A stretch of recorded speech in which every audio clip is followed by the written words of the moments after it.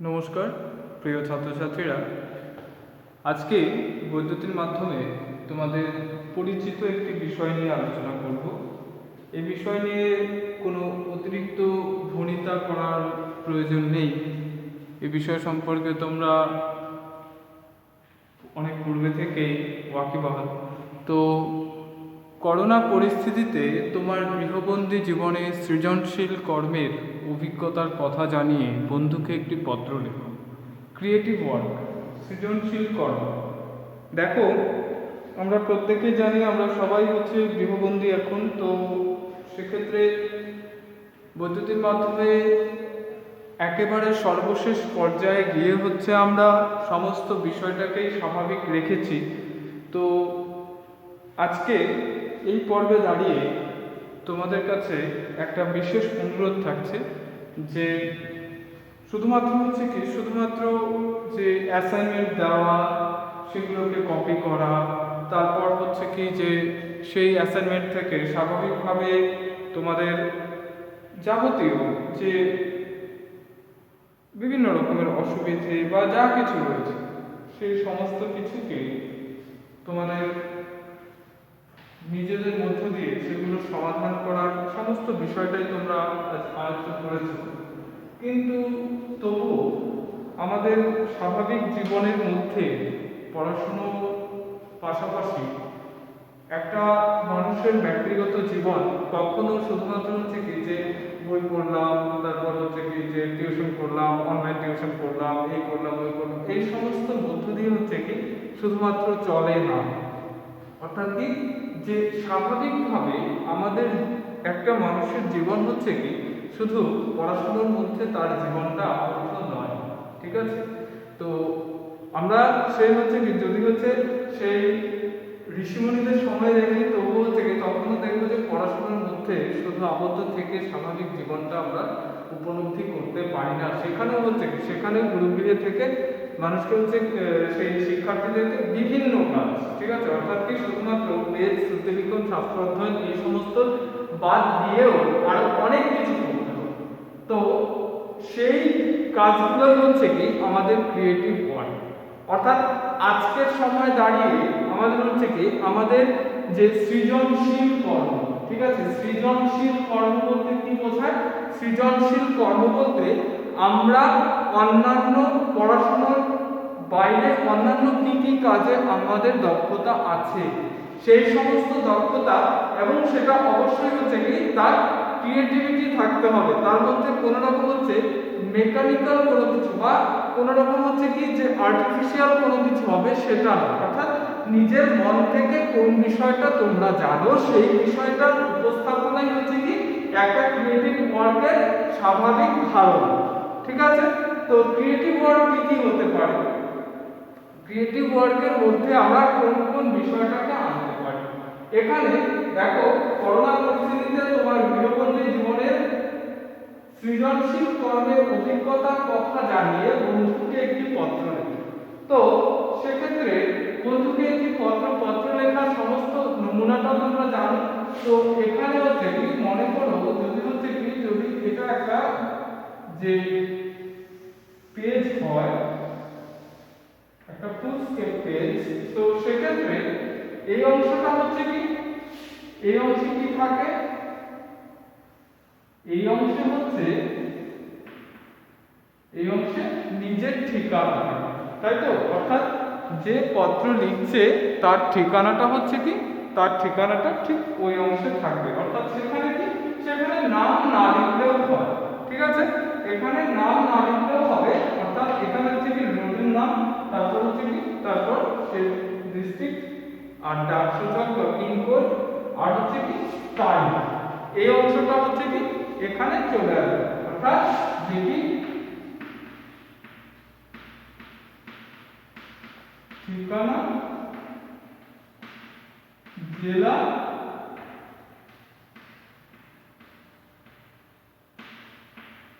ডাকসূচক, তারিখ, এই এতটুকু হচ্ছে আমাদের এই অংশের মধ্যে যেটা। তারপর কারণ কি আমি এই ক্লাসে কেন হচ্ছে এটা পড়াচ্ছি যে এখনো এমন অনেকেই আছে যারা হচ্ছে কি লেটারের ফরম্যাট ঠিক করে জানে না। এরকম অনেক আছে, কপি চেক করতে গেলে এই সমস্ত দেখতে হয় যে কোথায় লেটারের কি হবে।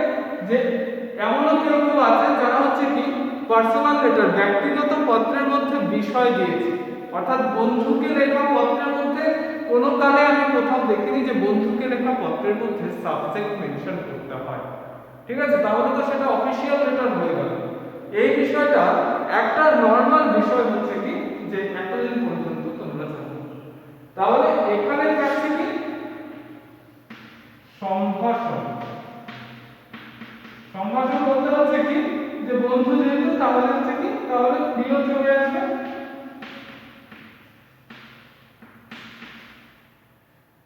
এরপর ঠিক এই অংশ থেকে হচ্ছে কি এই অংশ থেকে লেটারের বডি শুরু হবে। ঠিক আছে, এখানে কোনো ব্যক্তিগত পত্রে কখনো হচ্ছে কি কখনো কোনো রকম হচ্ছে কি বিষয় মেনশন করতে হয় না। ব্যক্তিগত পত্রে কখনো কোনো বিষয় উল্লেখ করতে হয় না। অর্থাৎ যে তোমার বন্ধু সে তোমার যদি পত্রটা কষ্ট করে নাই পড়লো তাহলে সে তোমার কি বন্ধু। একটা বন্ধুর জন্য যদি হচ্ছে কি একটা লেটারকে পড়ার সময়ই না থাকে তাহলে তার সঙ্গে অমন বন্ধু না থাকাই ভালো, অমন বন্ধুত্ব না থাকাই ভালো। তাহলে যে কি অর্থাৎ ব্যক্তিগত পত্রে কখনো কি হবে না, ব্যক্তিগত পত্রে কখনো কোনো রকম হচ্ছে বিষয় আসবে না। ব্যক্তিগত পত্রে সবসময় হচ্ছে কি সবসময় সম্ভাষণের পরে লেটারের বডি, অর্থাৎ এখানে যাবতীয় বক্তব্য উপস্থাপন করতে হবে। আর সেই সঙ্গে হচ্ছে কি সেই সঙ্গে এখানে যেন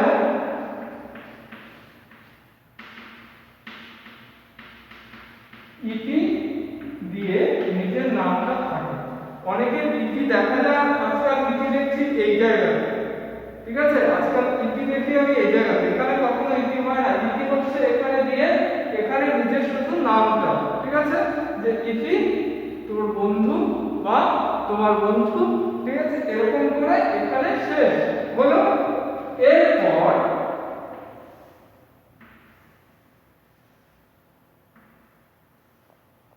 এখানে কি হয় এটাকে বলা হয় স্ট্যাম্প, অর্থাৎ ডাক টিকিট। ডাক টিকিট অর্থাৎ এটাকে কি বলে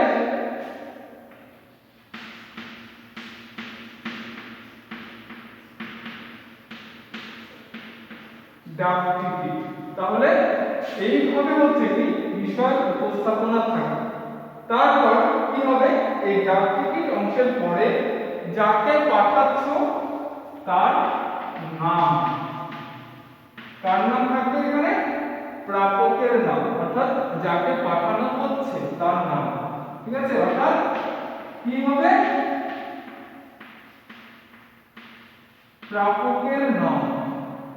এরপর কি হয় অনেকের আজকাল আবার এরকম নমুনা দেখছি যে হচ্ছে কি প্রাপকের বাবার নাম আগে থাকছে তো হচ্ছে যাকে পাঠাচ্ছে তার নাম পড়ে, বা এমন হয় যে তার নাম নেই। এই ধরনের ঘটনাও হয়। তো এই ধরনের এত মানে বৈচিত্র্যময় চিঠি আমি কোনো কালে দেখিনি। তো ডাক টিকিট তারপরে থাকবে প্রাপকের নাম, অর্থাৎ প্রাপককে যাকে পাঠাচ্ছে তার নাম। তারপরে প্রযোজ্য শব্দটা দিতে হবে, তয়ের সঙ্গে ন প্রযোজ্য। এটা যাতে কখনো নয়ের সঙ্গে তো না প্রযোজ্য তয় না, তাহলে প্রযোজ্য হয়ে যাবে। তো প্রযোজ্য প্রযোজ্য মানে হচ্ছে কি ইংরেজিতে কেয়ার অফ। তো সেক্ষেত্রে প্রযোজ্য নিয়ে প্রাপকে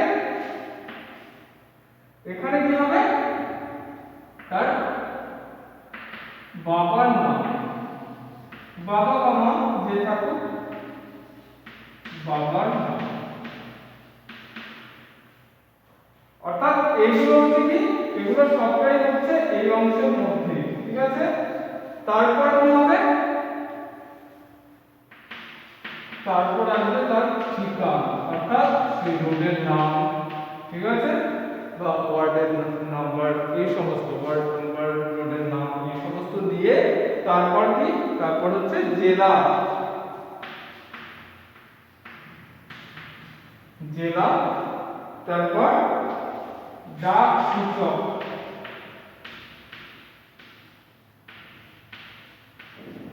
ডাক সূচক মানে পিন কোড, এই ডাক সূচকটা এখানে দিতে হবে।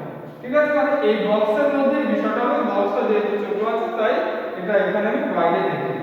এখন কথা হচ্ছে কি, এটা তো লেটার বডি গেল, তো সেক্ষেত্রে একটা লেটারের ফরম্যাটটা হচ্ছে এরকম, কিন্তু এই ধরনের ফরম্যাট আমি দেখিনি, আমি এবারে হচ্ছে এক্সামে দেখেছি যে পার্সোনাল লেটারের মধ্যেও বিষয় এসে হাজির হয়েছে, আর আরো অনেক কিছু দেখতে হবে আশা করছি। তো করোনা পরিস্থিতিতে তোমার গৃহবন্দী জীবনে সৃজনশীল কর্মের অভিজ্ঞতার কথা জানিয়ে বন্ধুকে একটি পত্র লেখো। তো সেক্ষেত্রে করোনা পরিস্থিতিতে তোমার গৃহবন্দী জীবনে সৃজনশীল কর্মের অভিজ্ঞতার কথা জানিয়ে বন্ধুকে একটি পত্র। তো সেক্ষেত্রে তোমরা অনেক কিছুই লিখতে পারো। কি কি তোমাদের সৃজনশীল কর্মের আবার অনেক বিষয় আছে যেগুলো এখানে বলাটা উচিত নয়। তো অনেকেই হচ্ছে কি, অনেকেই বিভিন্ন রকমের হচ্ছে কি মোবাইল গেমিং আরও নানান রকমের যে গেম প্ল্যান করে সেগুলোকে হচ্ছে ইউটিউবে চ্যানেল খুলে ছেড়ে দিচ্ছ, এগুলো কখনো লিখবে না, এগুলোকে ক্রিয়েটিভ ওয়ার্ক বলা হয় না। ঠিক আছে, এডুকেশনাল গ্রাউন্ডে এই সমস্তকে কখনো ক্রিয়েটিভ ওয়ার্ক বলা হয় না। তো সেক্ষেত্রে এখানে কি কি আসতে পারে আমি বিষয়গুলো বলছি, অর্থাৎ তোমরা কি কি বিষয় নিয়ে তৈরি করতে পারো। অর্থাৎ যে সঙ্গীত, অর্থাৎ তোমরা কোনো একটা গান করছো, তো সেই গান নিয়ে তোমরা লিখতে পারো যে কি গান করছো, বা সেই গানটা করে কি করেছো সেই গানটাকে, বা হচ্ছে কোনো যে বিভিন্ন রকমের যে রবীন্দ্র জয়ন্তী বা যাই হয়েছে ভার্চুয়ালি, আমরা হচ্ছে কি যে রবীন্দ্র জয়ন্তী বা যে কোনো অনুষ্ঠান ভার্চুয়ালি কোনো কিছু হলো, কোনো উদ্বোধনী অনুষ্ঠান হয়েছে কোনো কিছু, তো সেখানে কি করেছো, ভার্চুয়ালি কোন জিনিসটা করেছো সেটা বন্ধুকে জানাও।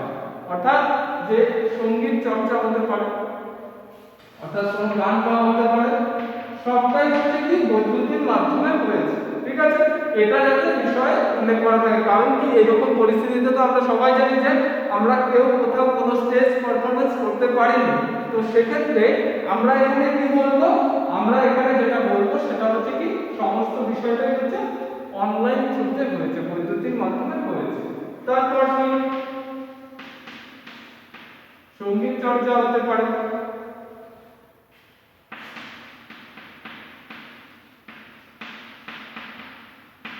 আবৃত্তি হতে পারে। তো প্রত্যেকটাই হচ্ছে কি, প্রত্যেকটা তোমরা যে ভার্চুয়ালি করেছো এটাকে তুমি বারবার বলছো। তারপর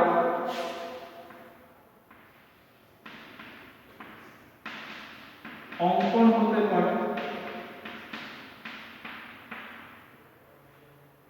অঙ্কন হতে পারে, মানে পুরো বিষয়টাই হচ্ছে কি এডুকেশনাল গ্রাউন্ডে যাতে আসে, এমন কোনো বিষয় যাতে উপস্থাপন না হয় যে সেটা হচ্ছে কি সেটা পড়াশোনার বাইরে চলে গেল। ঠিক আছে, অর্থাৎ পুরো বিষয়টা হচ্ছে কি আমাদের একটা সৃজনশীল প্রতিভাকে যাতে সামনে নিয়ে আসে। ঠিক আছে, এরকম আরো অনেক কিছু হতে পারে। ঠিক আছে, কেউ হয়তো অঙ্ক নিয়ে বিশেষ কোনো চর্চা করছো। ঠিক আছে, সেরকম হচ্ছে কি সেরকম কোনো বিষয় বা সেরকম কোনো হচ্ছে কি সংখ্যাগত কোনো বিষয় নিয়ে ধারণা দিচ্ছে, এরকম বিভিন্ন বিষয়কে হচ্ছে কি বিভিন্ন বিষয়কে এখানে তুলে আনবে। ঠিক আছে, তারপর কি হতে পারে,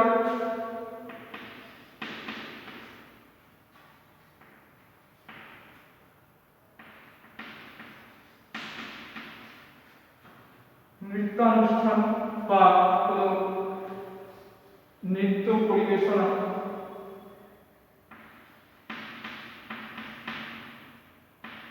নৃত্য উপস্থাপনা হতে পারে।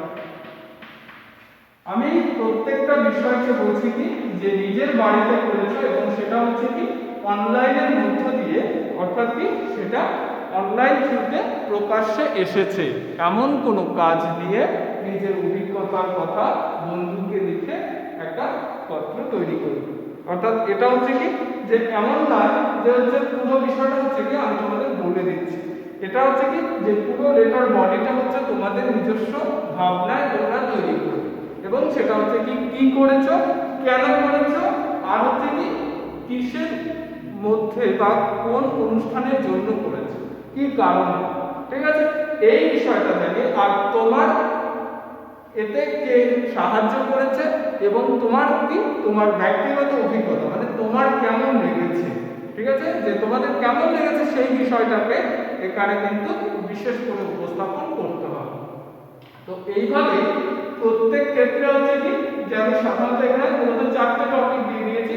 তো এই 4টে টপিককে তোমরা তোমাদের নিজের মতন করে নিতে পারো। এরকম আমি জানি অনেকেই হচ্ছে কি অনেকে নানাভাবে টাইম পাস করছো, কেউ হয়তো অ্যানিমেশন দেখছো, কেউ হয়তো গেম প্ল্যান নিয়ে ভীষণভাবে ব্যস্ত, ঠিক আছে, এগুলোকে কখনো হচ্ছে কি এডুকেশনাল গ্রাউন্ডে আমরা কাউন্ট করি না।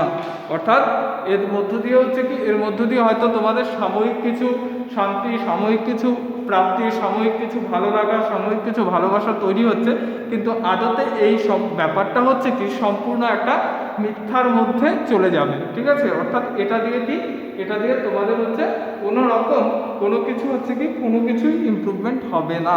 আর এটা সম্পূর্ণভাবে হচ্ছে কি সম্পূর্ণভাবে নিজেদের শিক্ষার বাইরে। আরেকটা বিষয় বলছি যে আমি জানি হাতের লেখার অবস্থা অনেকের খুবই সুন্দর, তো তাতে করে সেগুলো এখানে বলবো না। তো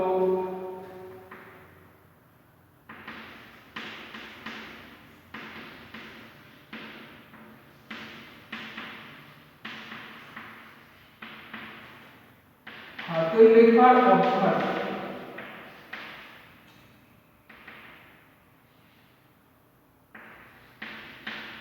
এটা নিয়ে অনেকের হয়তো কথা থাকতে পারে, অনেকেরই অভিযোগ থাকতে পারে যে আপনার হাতের লেখা কত সুন্দর, ঠিক আছে, আমি নিজেও জানি আমার হাতের লেখা খুব একটা ভালো না।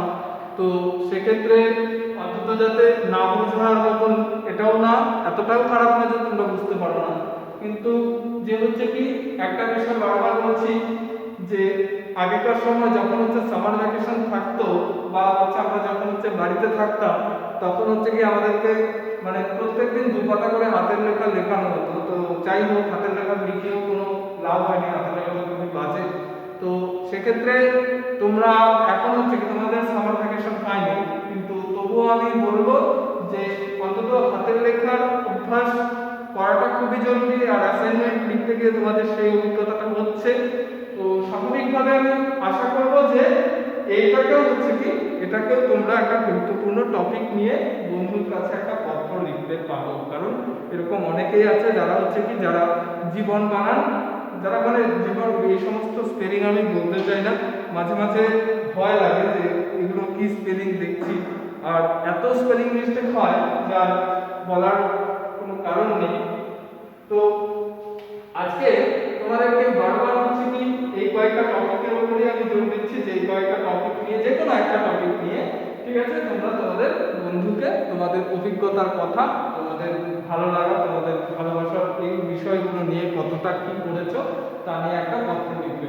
কারণ কি যে লাস্ট ইয়ার আমরা সেই কোভিডের কারণে হচ্ছে কি আমাদের সমাজসেবামূলক কাজের অভিজ্ঞতার কথা লিখেছিলাম। তো সেক্ষেত্রে ওই বছর আমাদের হচ্ছে কি যে একটা বিষয় বা একটা মহামারী আমাদের জীবনকে কিভাবে বিধ্বস্ত করতে পারে, বিপর্যস্ত করতে পারে, সামগ্রিক জীবনযাত্রাকে অচল করতে পারে, তা আমরা দেখেছি। তা আমাদের হচ্ছে কি লেখার মধ্যে সেই অভিজ্ঞতার কথা আমি অনেক করেছি তোমাদের। তো আজকে এবার চেষ্টা করবো যে একটু হচ্ছে কি নিজের জন্য ভাবার, যে একটু নিজের বাড়িতে কিভাবে টাইম পাস হচ্ছে, বাড়িতে কিভাবে হচ্ছে কি এই সময়টা কিভাবে হচ্ছে সাহায্য বা নিজেকে কতটা সময় দিচ্ছ সেটা বুঝতে পারবো। আমি জানি এতে অনেকেই সাহায্য করবে, ঠিক আছে, তো সাহায্য করুক, তাতে কোনো ব্যাপার নেই, কিন্তু এই বিষয়গুলো নিয়ে যাতে নিজস্ব লেখাটা খুব সুন্দরভাবে উঠে আসে। আর মনে করো যে এটা একটা অত্যন্ত ইম্পর্টেন্ট একটা টপিক তোমাদের এবারে। তো আজকের আলোচনা এই পর্যন্তই, পরবর্তী ক্লাসে আবার নতুন বিষয় নিয়ে আলোচনা হবে। তো আজকে আলোচনা এখানেই সমাপ্ত করছি, ধন্যবাদ।